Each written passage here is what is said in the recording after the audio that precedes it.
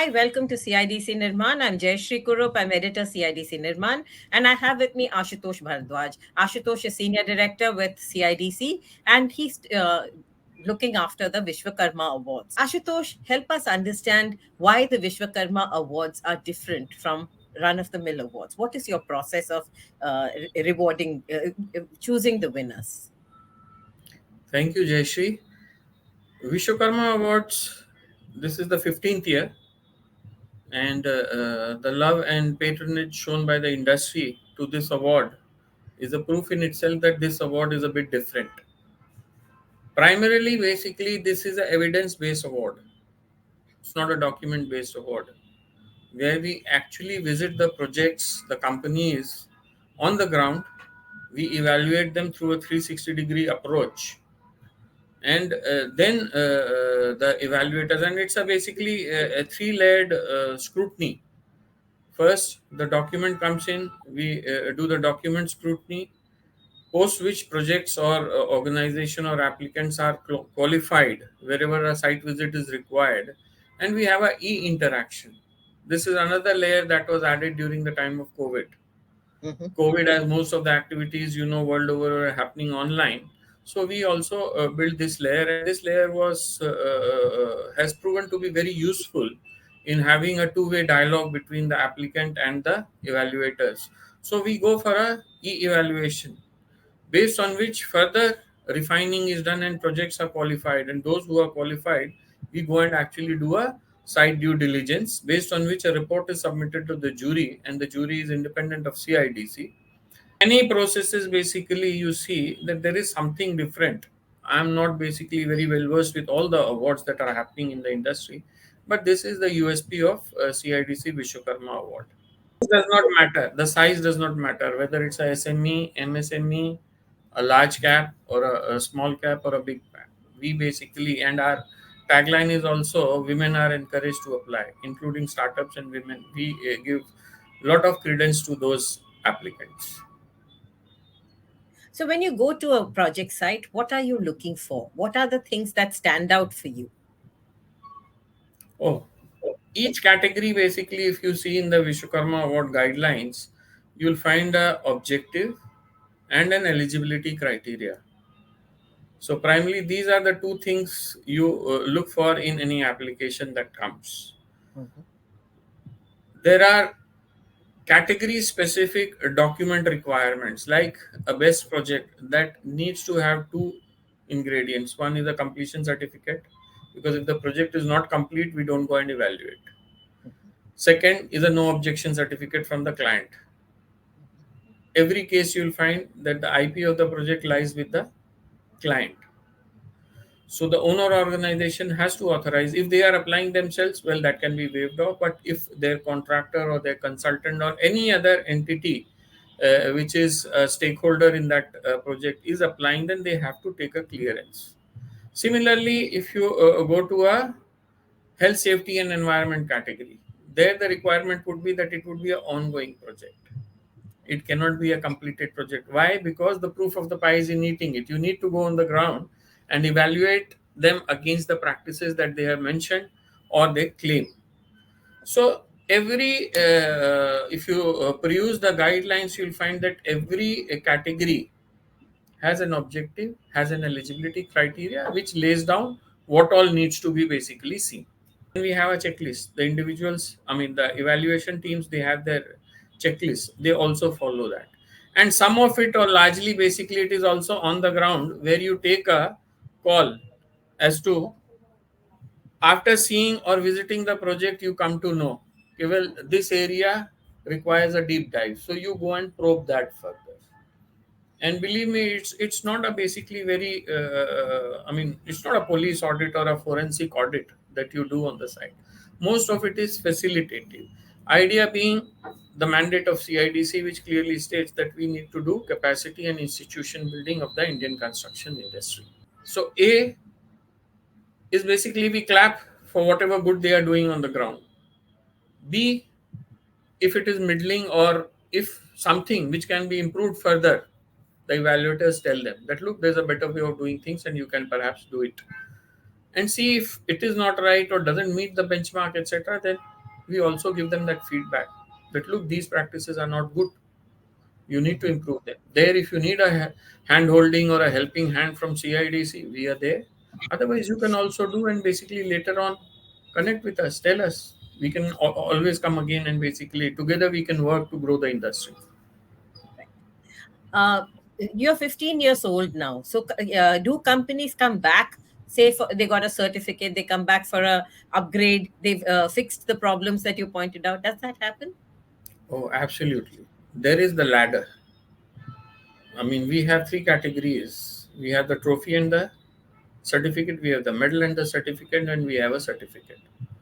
So many organizations that bag a certificate, they come back again to vie for the trophy or the medal.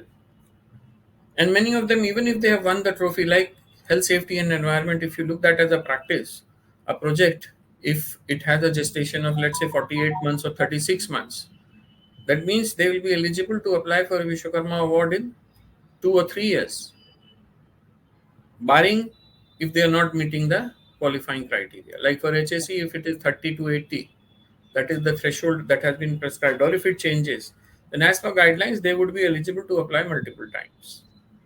For different phases or for the same project? No, for the same project, if the project is going on for 48 months, Mhm. then you can actually apply at least 3 years you can apply, no? Mhm. Right. Because the threshold that we have defined is it is 30 to 80 or 85% complete. If it is within that range, so probably it will fall within that range for at least 2.5 years. So 2 years, if it is a clear, then you can apply for two consecutive Vishwakarma awards. Didn't you mention that you need a completion certificate? So, which projects need completion certificates? Which projects are in the 30 to 85 category? I said a completed project is a best project. Okay. If you are applying under the PEB section, needs to be a Mhm. completed project. So every category that is there in the guidelines will have a objective and a eligibility criteria. Mhm. So our Okay. guidelines are very lucid. Basically, one can run through them and it is self-explanatory. If there are any gray areas or doubts or clearances that you require, come to us. We will explain them. We are even ready to handhold organizations who are coming for the first time. We also hold online workshops, or we can go to their entire team in their location and explain it to them. Okay. Even before application. Oh, absolutely. Many organizations that are coming for the first time, they have a lot of queries in the mind.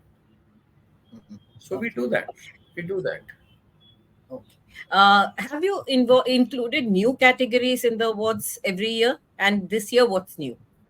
The list is dynamic. Categories keep changing. Mhm. Many a times you'll find that the categories shrink, and many a times they expand. Like last year, we had 14th edition. We had about 20 odd categories. This year, we have 14.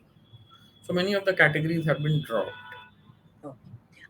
After COVID, have you noticed any difference in the pattern of applications? Well, post COVID, basically, a lot of emphasis is on certain aspects. Let's say health, safety, and environment. Mostly Mhm. places which you go, they have become relatively cleaner. People do take cognizance, and back of the mind, perhaps they have that pandemic is one of the things which can occur. So they are more prepared for any eventualities. I think that is a risk they are building into their business plans.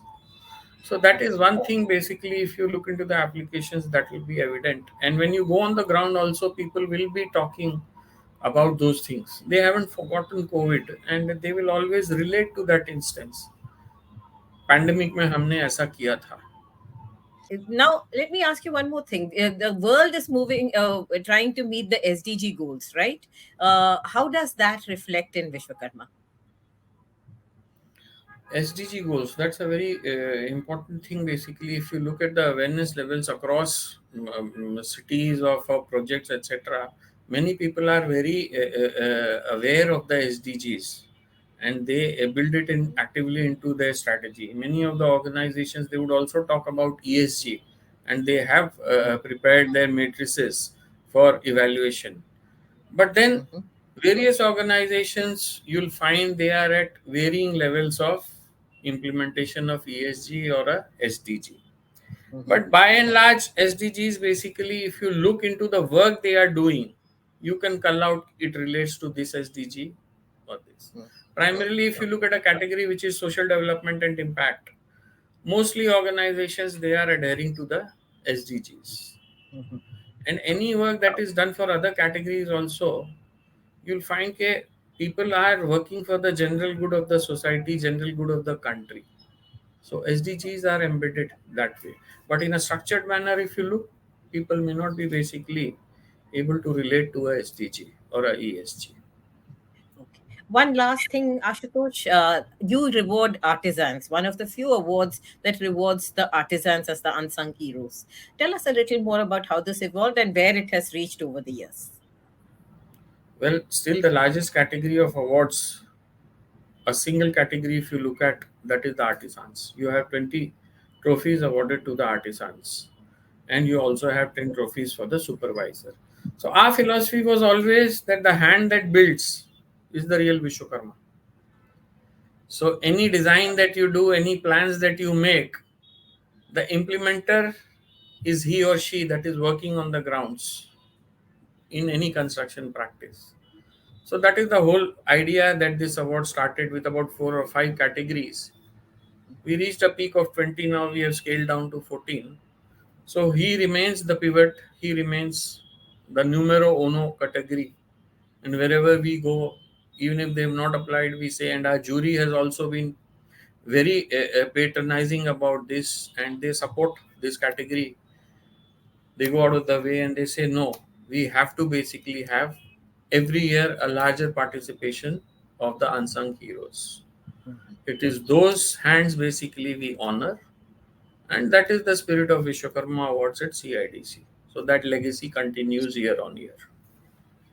Okay, congratulations. Thank you, and all the best for the Vishwakarma Awards. Thank you so much. Thank you so much, Jaish. Thank you.